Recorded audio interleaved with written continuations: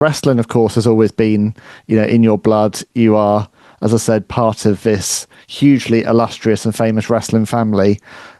Growing up in the legendary Hart House, which we hear so much about, what was it like being surrounded by wrestling every single day, and having the Hart Dungeon literally below where you're having your breakfast? It was pretty exciting because every day it was going to be around you, even days that I went to school, or might have been out of the house for a while. I knew there was always something going on related to wrestling. On the third floor of my house, where the bedrooms were, the office was right next door to my bedroom where Bret, Owen, and I stayed, and that's where my mom would be answering phone calls, and my dad would be speaking with wrestlers over the phone, and they operated the office there. So I was always in view, or hearing range of what was going on there, and then a lot of times when I wasn't in school or on holidays, I would be in there, just overhearing phone calls, sometimes helping my mom with the payroll and things like that. I was just kind of learning and following things. So as I grew up, I started helping in different ways. I would send out press releases to the advertisers about our out of town shows, and then started writing a lot. And my writing skills from just articles for programs, then I would correspond with different magazines, helped me later when I became a teacher,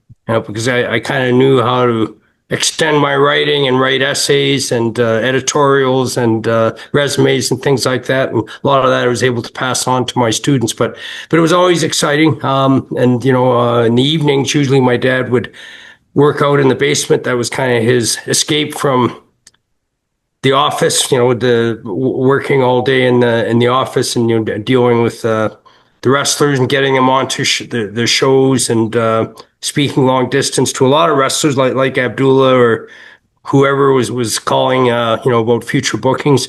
So he would retreat to the gym and then work out there, and that was kind of his workshop. And he'd work out with different guys there, and and it was always interesting. So not always, but sometimes I'd be able to go in there and watch if I was quiet and respectful. And, and I learned a lot from my dad, just bowling around, pushing with these guys. And some of them were guys that wanted to get into wrestling. Some of them were construction workers.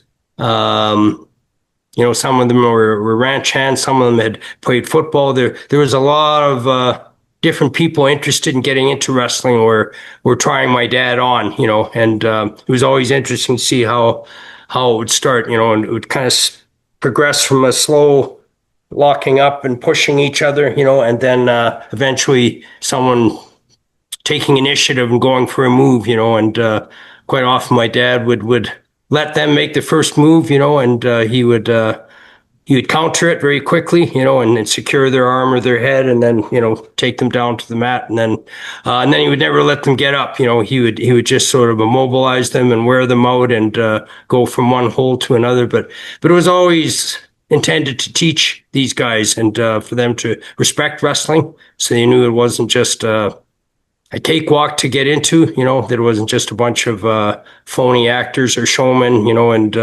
he really wanted these guys to understand how tough it was, to be a wrestler, and that you needed to be able to defend yourself. So, and for my dad, I think it was always his intention to teach guys that, it wasn't to embarrass them or humiliate them or be a sadist, as a few wrestlers have portrayed him as. I think it was more to teach and pass on his knowledge to us. It's almost like a game of human chess, isn't it? He was playing. Yeah, It was like very much. Yeah. Yeah, it very much was. Yeah.